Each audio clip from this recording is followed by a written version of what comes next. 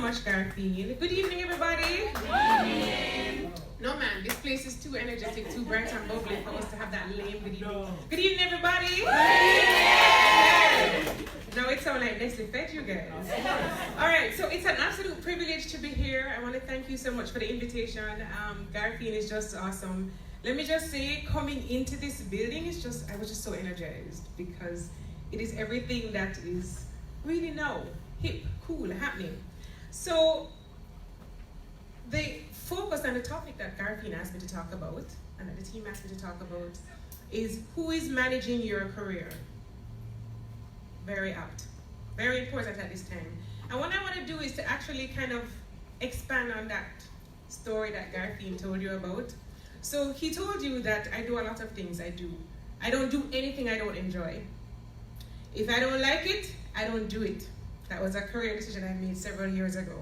Because I really believe that there are many people who are in careers, and some of them are making money, some of them aren't. But those who are making money, some of them are so stressed out. They are so unhappy. And if that's where you are, then it doesn't matter what the economic gain is, you are going to lose it in terms of the health loss. So I'm a big believer in if you don't like it, don't do it. If it doesn't make you happy, leave it alone. So as I said before, I do a lot of things. And recently, one of the things I really enjoy is training and coaching. And I was coming back in June from Amsterdam, where I had just completed a training program, a global training program. Really exciting, I love it, because I get a chance to learn from so many people. They get a chance to learn from me. But I'm exhausted when I'm coming back. I'm really tired, and my flight from Amsterdam to Philadelphia was like 8 hours almost. And then there's Philadelphia to Miami, and then I get to Miami airport and I'm stuck and I'm tired and I'm exhausted. And I don't want to talk to anybody, but a young lady, I can see her trying to make eye contact with me. Normally, I'd be happy to talk to you, but that day I was just tired. And then she walks over and she says, Yaneek, I can see that you're tired, but I have to tell you that you changed my life. So she got my attention. We had never met before. We had only connected on social media. And then she proceeds to tell me that because of the advice I gave her, she was in a job she hated. She's now in a job where she's earning 3 times what she used to earn. She earns in US dollars. She works from home, and she actually has the time to do the things that she likes on the side. So you know by now, she more than had my attention. I was completely engrossed. But I had to ask her what for me is the most important question. Because again, if the job is stressing you out, it's going to erode all of those financial gains. So I asked her, are you happy? And her response was, happy is an understatement. At this point, on June 19th, when I saw this young lady at Miami International Airport, I had to give her a hug. Because for me, that was just so powerful. And I asked her, can I share your story? Because some of you may know I write for The Gleaner for several years. Also for MasterCard, Caribbean Business Blog. And so I decided to write about her story that Sunday. And I changed her name and some details, but I want to share with you some of the tips that I shared with her. Now you're going to be at an even greater advantage because we are, for those of us in the room face to face, for those of you who are online, hey, we never had a conversation before June 19th. So would it be okay if I share with you some of the top tips I shared with her and more? Yes. Anybody interested? Yes. Okay, so here, it's just a tip number 1. So one of the most important things that I have shared and I continue to share is actually some information that came out of the World Economic Forum. So I kind of greeted almost all of you by name and shook everybody's hand, right? If there's anybody who I didn't shake hand, it's because you came in late. But the World Economic Forum, for anybody who is into the future of work, where it's going, what's happening, it's really one of the respected authorities in that space. Their predictions, their projections are really highly regarded by companies, organizations all over the world, countries in fact, right? And so there have some predictions about the top skills that are needed for you to succeed, thrive, really flourish in the workplace in 2020 and beyond? Anybody can tell me what some of those skills are? I'm looking for the top 3. Huh? People skills? No. Communication? No. Digital marketing? Digital? No. Aptitude? No. Attitude? I can give you one more guess before I, yep. Yes, sir. Is the ability to speak more than one language? So the number 1 skill is actually complex problem solving. Number 2 is critical thinking, and number 3 is creativity. Now, if you actually look at those, you'll realize that in order for you to solve complex problems, you need to be creative. But I want to point out that complex problem stuff, because you know, in Jamaica, we tend to have this, we can't take problem. You know, and so some of us expect to be in jobs where there are no problems. I have a news flash for you. Let me just tell you, globally, if you guys haven't noticed yet, the world is getting more and more complex. The problems are getting more and more difficult, and so you need complex problem solving skills. In fact, if I can tell you, I mean, very early in my career, one of the people would know me at a company I used to work for. They would, and I'll never forget this, my boss said, give it to Yaneek Page, because if she can't fix it, it can't be fixed.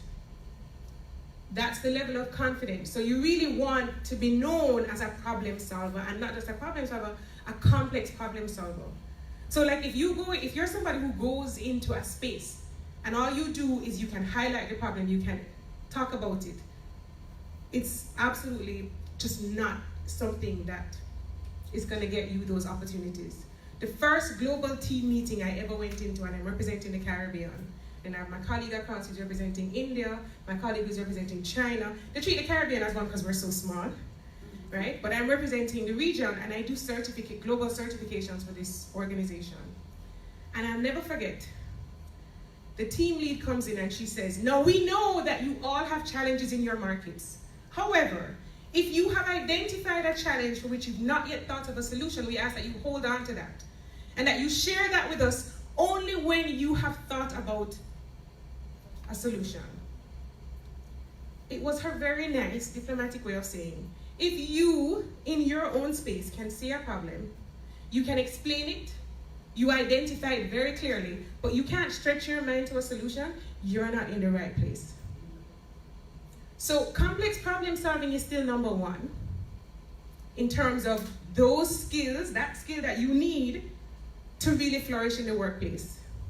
But let's go back to who I call my dream Jane, because I told you I was going to share with you that information that really allowed her to move from being in a job that she hated to being in a job that she loved. She's still in it, earning 3 times what she... Did I tell you that when I saw her at Miami Airport, like me, on June 19, she was traveling from Europe, where the company that she now works for, which is based in Europe, had hired her, flown her to go and do training. Yeah, she's living some good life there. So the first thing is understanding, if you have that information that you know what are the top skills that companies all over the world are aggressively looking for, what do you do with that information as a career professional, as a young person? Young people, what would you do with that? Develop it? Okay, who said that? Awesome, thank you for that. You're very brave to even offer. And I love that. We need to be bold, because we're never gonna have the right answers all the time, but just actually being bold and saying something and offering an opinion really helps. You stand out in that way, I just need to share that. So the first thing she did was to evaluate herself critically. There are top 10 skills, included in that is emotional intelligence, right? If you ask me, Yaneek, globally, what are companies really looking for? Every single year I'm exposed to business leaders in terms of training from at least 30, 40 countries. And these are people who are leaders in industry, leaders in their countries, really building dynamic businesses. And emotional intelligence, which happens to be on the list, so you guys are giving you some homework. Go research that list for me, I gave you the top 3. You need to know the rest. But emotional intelligence is everything. And it has 2 parts. So one is that you understand how, when you show up in a space, how your energy impacts everybody else. How your facial expressions, your body language, the language that you use, the extent to which that allows other people to work with you and work well with you. It also means you understand, just by looking at these ladies at the front, I can tell how they're feeling. If any of you have ever done anybody has done a test for emotional intelligence to see where they are? Yeah? How was it? Interesting, right? So sometimes you will get pictures of, they'll give you images of people, and they will say to you, looking at this person, how do you think this person is feeling? And really what you're trying to do is to interpret, just by looking at them, how they're feeling. And then they'll ask you to take a specific action. Like, okay, I need for you, this is the task of the day, given how this person looks, how would you go about that? Okay? What does that mean? It means that you really need to have the talent to be able to execute with other people, which means being aware of yourself and then being aware of others. I want to mention one more thing about that list that the World Economic Forum projects as the top 10. Before I tell you the 3 things that I call her my dream Jane, that she did, that I want you to do with that information. So there's one more thing I want to tell you about. They had a list in 2015, that's the World Economic Forum, and it's changed considerably for 2020. On that list used to be quality control as a key skill. It's gone. Quality control is no longer important. What do you think has been happening all over the world that makes quality control a skill that is not as important anymore? Automation. It is the biggest reason. And for all of you sitting here, it is so important for you to understand that the future of work is digital. It is automated. And for most of us, our current jobs are at risk. Don't expect that it will stay this way in the next 2 years, 3 years. Because, believe it or not, and here's why quality control isn't that important. Machines don't typically make mistakes. They work long hours, they work very hard, they are consistent, and they don't give attitude. In fact, and this is why it's so important for you to really reflect on your contribution, because many of us kind of, as young people, you guys will look and say, well, I want to work at X place, but I don't want to work for X $1 million that they're giving me. Let us say the company offer you $1 million. What is the cost to the company of hiring you? Wholly more than that. You know how many people don't even realize that simple thing? If you are a young person and you are going anywhere, whether you're going to apply for a raise or you're going into a company, you should know what the fully loaded cost of hiring you is. And for some companies in Jamaica, it ranges between 1.5 and 1.8 or even 2 times what they pay you. It could be more. Which means that the value you have to generate, because the fully loaded cost to them, after they pay the government, after they train you, after they have to invest in you, giving you facilities, right? Their cost is, in many cases, double what your job offer is, whatever your salary is. So then you would need to ask yourself, what is my dream day? So I told her, hey everybody, these things, these are the skills.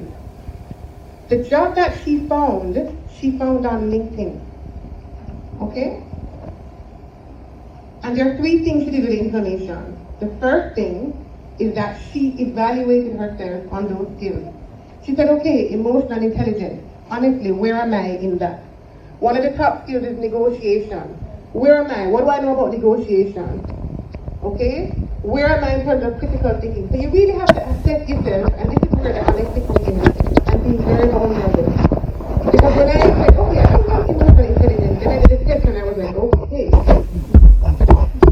I am nowhere. I need a lot of help. And I really thought I was studying. And I'm not talking about I did this test like years and years ago, my name like the other day.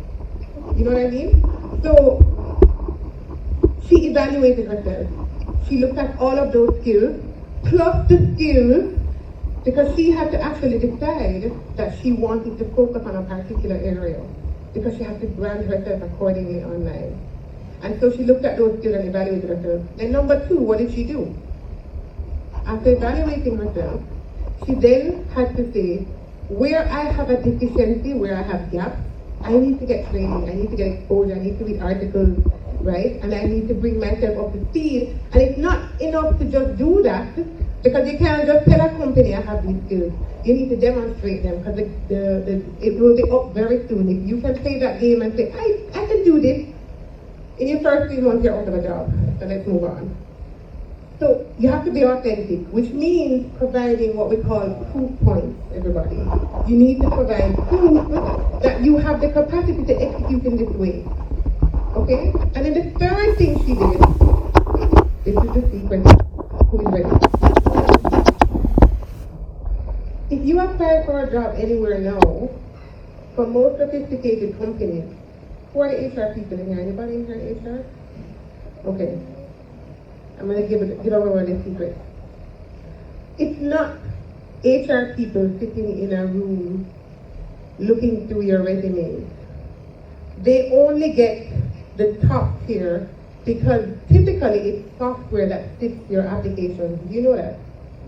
Most companies now use software to fit your application because it's too labor intensive for a company to hire somebody to go through all of these applications. Sometimes there are thousands. Not only that, human error is unreliable. What is software then looking for? What does software look for in sifting these applications to be able to find the top candidate so that the HR person can then interview these top candidates? The software is looking for keywords. What do you think she did with her online profile and her applications and her resume? She made sure that she got to the top of the searches because she put in those keywords, which would be what? What the companies are now looking for. Does that make sense? Yeah. Has anybody ever done that here? Yeah. Where you made sure that you put in those keywords? Okay. I'm going to give you one more thing that I want all of you to actually think about. Your social media platforms are either an asset for you or a liability. I need to get that. It is so important for you to be purposeful about how it is that you use your social media, because that determines whether your career can really take off, or for many people, they don't even realize whether your career stays in neutral. It is scary for me when I see people who are so careless in how they use their social media platforms. And so companies are looking at that, and I'm going to tell you something. You see? Okay, so I'm going to give you two true stories. I tell you, I work a lot with global companies, and I work all over the world. And I had just completed training for an organization, a global organization. I've been working with them for several years. And we are in debrief, because we're very structured. Once there's training, there's a debrief session. And then we're using his laptop, and just like it's being projected here, and then I see a Google alert pop up, and it says Yaneek Page. It was an article I had written for MasterCard that had just gone live. But do you realize that he had set a Google alert for me? He turned red, because I was sitting, and I was like, you set a Google alert for me! And then he smiled and said, I did, Yaneek. If you don't recognize that companies are managing their reputation and they expect that you have the same discipline, you guys have no idea what's going on in the world right now. So sophisticated companies are setting Google alerts for the people who work for them, which means they have put your name in Google, in the Google alert, so that anything that pops up online with your name, they get notified even before you. Luckily, I had set Google alerts for myself years ago. The other part of that true story is that I remember, this is why I believe in online branding.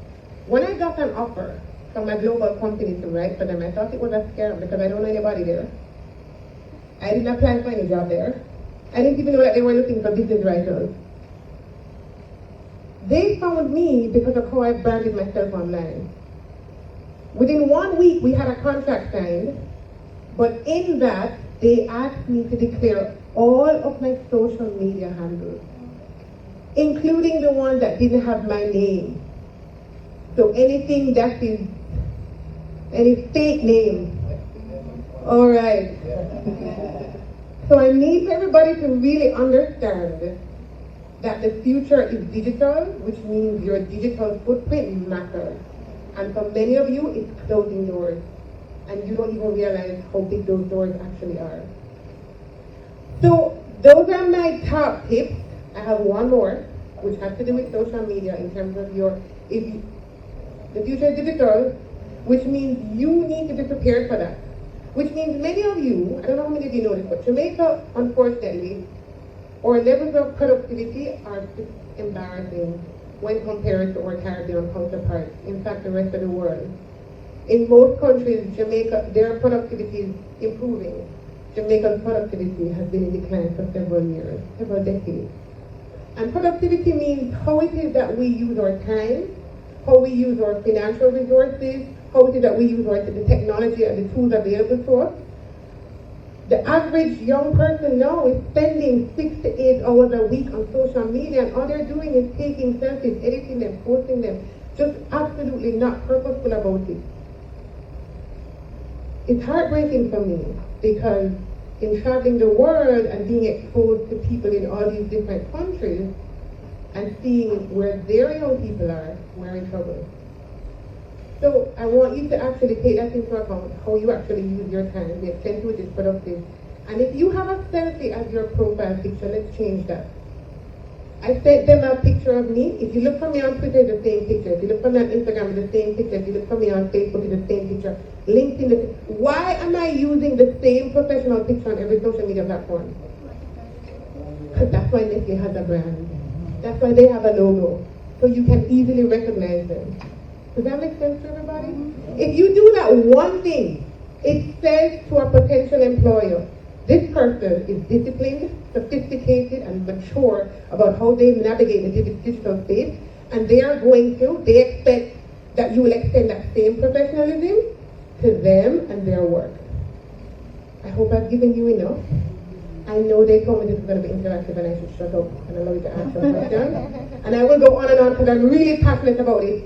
So let me pause and say thank you so much. And hopefully I will hear some questions that I would love to give you some responses to.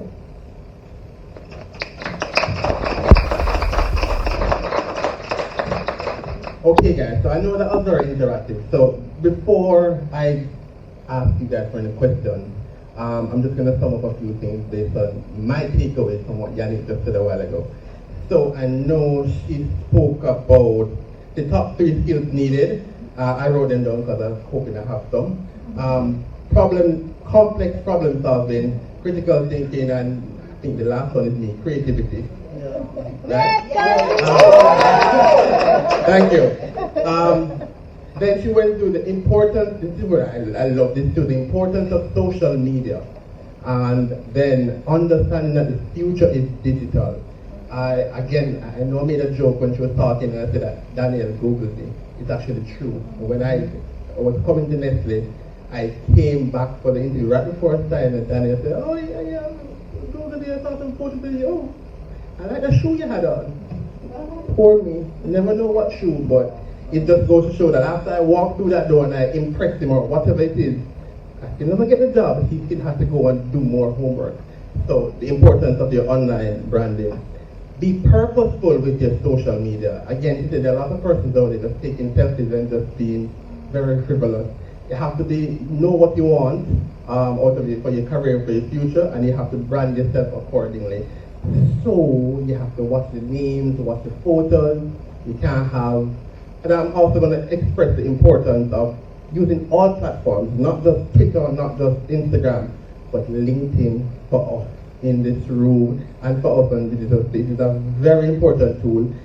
Just recently, I actually started using a lot more of LinkedIn because I realized that we do some really awesome things here at work, you know, and I think that's my way of letting people know what we're doing and what our company stands for. And I think it has been a thing where it's getting a lot of traction. I think it all goes well for the company, as well as it all goes well for my brand, because my brand is Garfine. That's just me. Like Yaneek, anywhere you go, any social media site, it's Garfine. I go work on the picture thing though. I have different pictures. But I'm gonna deal with that. Then my last takeaway, the future is digital. No, self-assessment. So she spoke about the importance of being able to be self-aware and the branding, and then noticing whatever problems you might have, and then getting the requisite training to kind of correct that and put you where you want to be. So those are my takeaways. So thank you, Yaneek, very well said. I'm going to try to input some of those things into my work. So I'm now going to ask persons if you might have any questions, or if online, if there are any questions online you guys can see so that Yaneek can answer, we'd love it. I have a question, can I start? Yaneek, your Miracle Jane, Dream Jane. the Dream Jane, how does one take the step into that happiness? So you know that there is so much more inside of you. You know that there is something that you really should be doing that you're not doing. You're kind of settling, you're kind of settling with the security of a 9-to-5 or whatever it is. So your 9-to-5 could be a dream job, but how do you make that step into, how do you conquer that fear of stepping out onto that brand? Okay. So that fear, in many cases, it's driven by a lack of preparation and a lack of research and kind of also planning. So the more research you've done, the more prepared you are, the more detailed your plan, the more successful you likely be, and therefore the fear goes away. So you have to actually be very clear on what your vision of your life is, because many of us kind of, and this is why in the top 10 skills we have negotiation. Because you need to negotiate what you want, and you need to lead with your strength, and you need to understand that when you come to any table, it typically almost always is a negotiation, but many of us are so unskilled at that. We have no idea how it is that we ask for what we want in a nice way without being a bully, okay? And making sure that the other party feels as if they have gotten what they want, which is really important. So you need to be very clear on what, and I always say this, if you do not have a vision for your career, and if that vision is not supported by at least 2 medium-term goals, and if you don't have an action plan in place, then you're in trouble. Worse yet, if you don't have an app that you've downloaded that manages all of that, you're in even bigger trouble. Okay? So there are apps right now that help you to manage those personal goals, which means you can set that vision and you need to be very clear on what you want to achieve. Her vision was that she needed to own her own home. She wanted to do work that was happy work. She wanted to work in a space where she feels good. Well, guess what? No, in a better area. By the way, I'm not used to dressing up and going for a workspace. I finished that a long time ago. I'm not used to that. The future is digital. Many companies want you out of their office anyway, because again, it is so expensive to keep you here. And there's a concept that is now called, have you ever heard of this? Where it's called presenteeism. An article came out in BBC recently, a few months ago about this, which is, there are people who are present at work but ain't doing really what? They're just here and they're not doing anything. Some of you are guilty, that's why I'm laughing, but anyway, I'm joking. Some of you watching may be guilty, but the truth is, so, you know, what I want you to do is that if you are happy, you're more purposeful, but you have to define what your happy is, and it's different for everybody. Don't listen to everybody's version of what your happy is. You decide for yourself. And a good way to do this is, and this amazing lady, this is why I love my global network, took us through recently this life mapping. And basically what she did was that We looked at every single area of our lives, and then we mapped out what we wanted our goals to be in each area. Health and wellness, which I know Nestle is big on. Financial freedom. For some of you, it's relationships. For others, it's family. You decide, and you look at those, some of you state, you look at those major areas of your life, and then you define goals, medium term for each of those, and then you say, the work that I do must support this. Because that's the way you're going to attribute value. Does that make sense to everybody? Okay, perfect. Yeah. I remember. Hi, Ricardo. You mentioned that you feel that youth in other countries are spending their time differently. How? Versus how we are spending our time in Jamaica. So remember, great question. So he asked, he said, Yaneek, you mentioned earlier that youth in other countries are spending their time differently. Well, first of all, around the world we have a challenge with youth generally in terms of their expectations vis-a-vis what is happening in the workplace. So the expectations is like adulting, it's like this adulting is so different and so hard.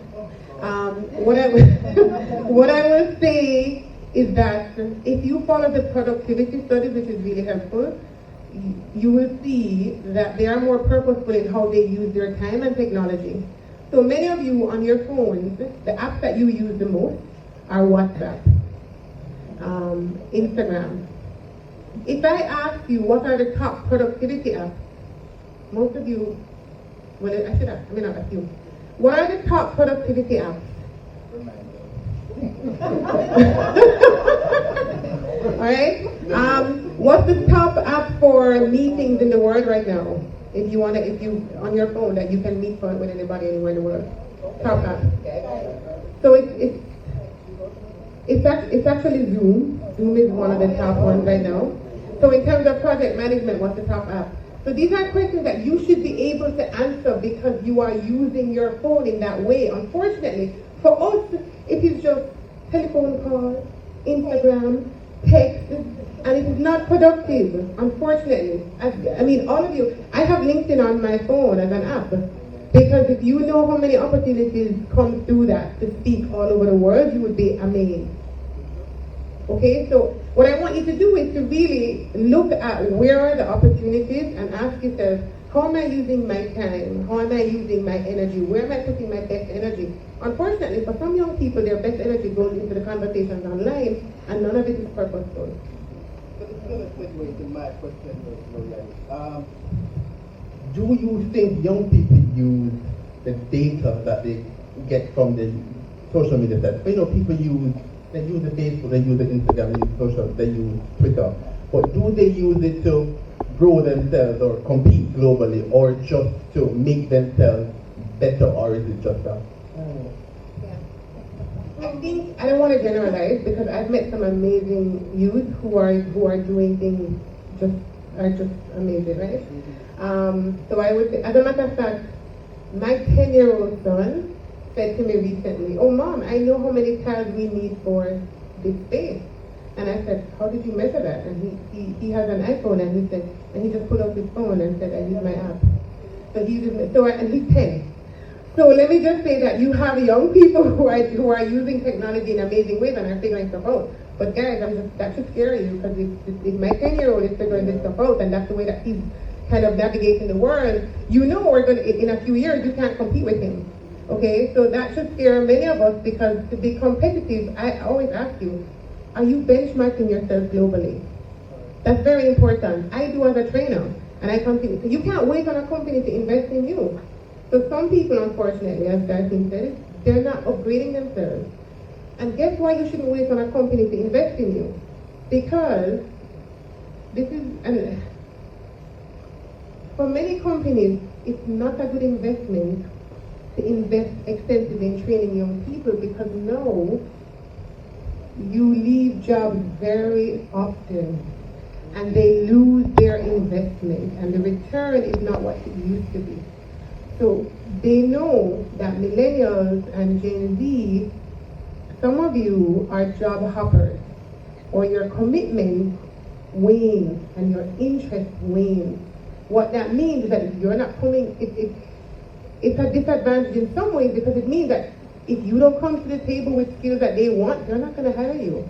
Because to upskill you is too expensive, and then it's too risky because they're not going to get their return on investment. These are things you should be aware of, right? And I've met young people, and I've consulted with young people who say, Yaneek, I'm not that tech savvy. I'm like, okay, stop right there. Don't you ever say that. Because that's the first expectation that employers have of you. Because they're thinking, well, if you don't have the commitment that older people have, I'm not going to get my return on investment, you don't focus as much, and now you're telling me that you're not into technology? What are you doing? Huh? I wouldn't say that. I wouldn't say that. That's not emotionally intelligent. But anyway, all right. So, any other questions? Chad Rochard on Facebook Hey, Chad. is asking if he should include his LinkedIn profile on his job application. They're going to do it anyway, and he can. And it shows a level of sophistication and an openness that people will be really interested in. Make sure your profile is like up there though. And make sure that you have demonstrated the skills that you have and that you have the endorsement. Guys, join the groups on LinkedIn, have the conversation, start to create your own content because that's the future. And share other things. Okay, but you have to be careful about who to share it with. Yeah, but support other people. Share content that is consistent with your brand, and that you need to be cautious about the sharing. I just wrote about it yesterday. Because it's so important that you are managing the risk of association. So when you share, you are saying, this is me, or this is what I'm about, or I endorse it. Sometimes if you share in such a way, people may think that you're actually associated with that. If that isn't, a good fit or a company that's ethical or there's anything, it will come back to bite you. So be very careful about how you do that, but I agree with Gareth. Support other people and be purposeful about how you use that space. And build relationships, because trust me, you'd be amazed at how many relationships I've been able to build online. But I don't want to build a relationship with everybody. No. We have to be purposeful. It's not possible, and we just have to be targeted, which means you are looking at folks who are diverse. Of course, we endorse, embrace, love diversity. That's how you grow. And at the same time, you want to make sure that you're on the same path in terms of these are the values that we share, and here's where we want to go and stuff. Anybody in the room have a question? Before I go to the question? Anybody in the room have a question? There's a question on Instagram by I am Kian Office. Okay. And I wish you used your name. I would remember it. Okay. the person is asking, do you believe companies should invest? Oh, he didn't tell me. Sorry, Kian. Your name is just too unique and fantastic. Sorry about it. Do you believe companies should invest in the personal branding of their associates? I believe that there is value to that for some companies, and for some companies there may not be. It just depends. I think there's no one size fit all, no right or wrong answer. I think that companies just need to, I think that you need to invest in your own personal branding, and then the company will actually want to leverage that. I think more and more, if you think about the future of work and the fact that artificial intelligence is taking over, and the fact that the World Bank had done a study, and it's estimated that in most Caribbean countries, in many of our competing partners, up to 50% of the jobs can go if they are to use AI fully. That should scare everybody. Because it means that for many of us, we are doing jobs in a very inefficient way, and the company cannot sustain that for much longer. And it's not a matter of what the companies need. The company don't have a choice. Because Nestle competes with everybody else around the world.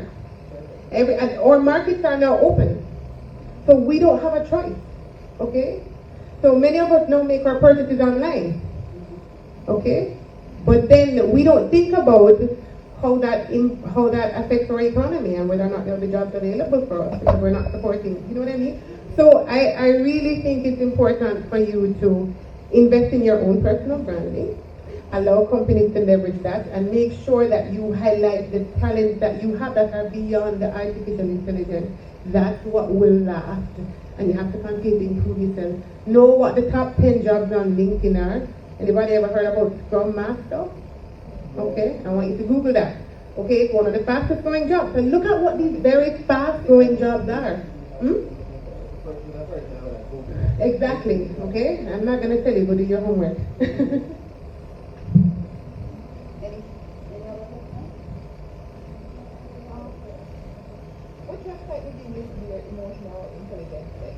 Oh my gosh, I cannot remember that right now. I'm so sorry.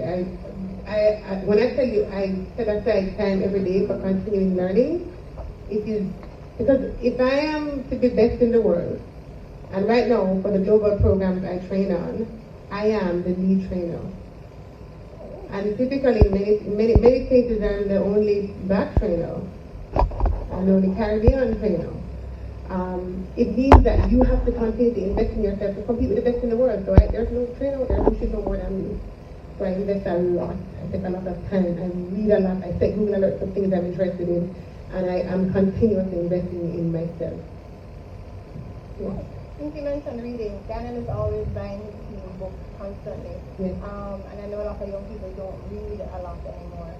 So what? They read 140 characters on it. Right. I wanted to ask you what's on your reading list recently, and what good books have you read recently that you would recommend? Okay, that's a great question. I will say that I actually did a post about this recently. You look at my Instagram, and people there are at least 70 book suggestions, some of which I'm going to get soon. So I love The Power of Habit, because it talks about how it is that we actually are able to, because change is so important, and it's so hard to unlearn things and then to kind of, so that's a great book. There's one by Gary Vee that is really amazing that I read recently. I can't remember the names of them right now. What I would say is please go to that, find me on IG, and look. I actually asked people what book has changed your life, and I started and I led with The Power of Habit because it's been so helpful to unlearn bad habits, because I need to learn so much new information. Yeah. Thank you. You're welcome. There's a question on Facebook. Hi, Yaneek. Hey, From Nikita. Nikita, how are you? Nikita is asking, other than Microsoft Office, what software would you recommend we should be proficient in that is needed or valued today? Anything that allows you to generate content is very critical right now. Anything that allows you to access data, very critical right now.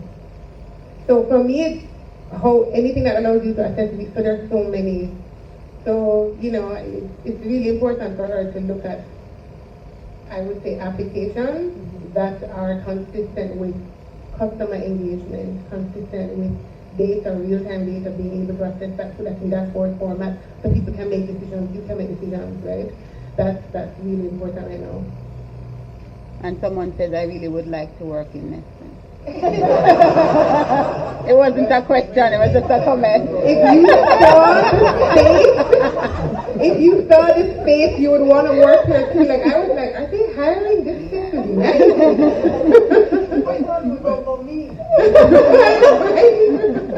And they have an amazing country manager who has just been phenomenal. So, yeah. Which I'm not going to segue into my question. I'm going to put Daniel on the spot. Okay. And I'm going to ask Daniel how important it is for him, for young people to work in the city. I'm going to give him my mic right now. Can you go center, Daniel? So the question is, how important is this space For young people. for young people to work with? Well, for me, it's the environment, right? You know me. I don't care how you look or how you dress, or I want your creativity. Although in that Google, there's food, we're like, what? But anyway, we'll go there separately. But for me, I need to foster an environment to get creativity. The world is changing so fast that I need people to be running at that same speed. And if I can create an environment that's conducive to getting rid of this stuff and managing what really matters, and keeping ahead of the curve, that's what I need to be, because that's my competitive advantage. When you look at a lot of our products, anybody can make the same product, right? But if my product does not connect to that need, which is constantly changing. And if I'm not communicating that, then I'm no longer going to be relevant, and they're going to move on. So I need an environment where it fosters that creativity, that entrepreneurship, that curiosity, and that can help me get the results that we need. All right, there you have it, guys. Next week is the place to work. So that's it for this. This is the first season of Up and Live. We'll be having, as I said, it's a 3-part series. So next month we're going to be having another one where we're going to be changing up the topics as we go along. And we're going to have a new facilitators. So I want to thank Yaneek for offering these amazing tips to kick start this for us. And before we go, Yaneek was telling me, that she likes coffee and she buy this new one, that she buy Nescafe Classic and things. And I'm just like, okay, Yaneek, we love you for that.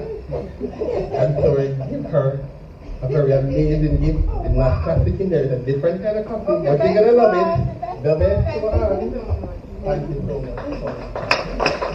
I hope everybody in Twitter, Instagram, Facebook, I hope you really found this very insightful, inspiring, and I hope you kind of take this knowledge and go forth to be better employees in the labor force and better persons in general. So thanks again for joining us, and see you next month, same time, same place, hopefully with different people. Have a good one, guys.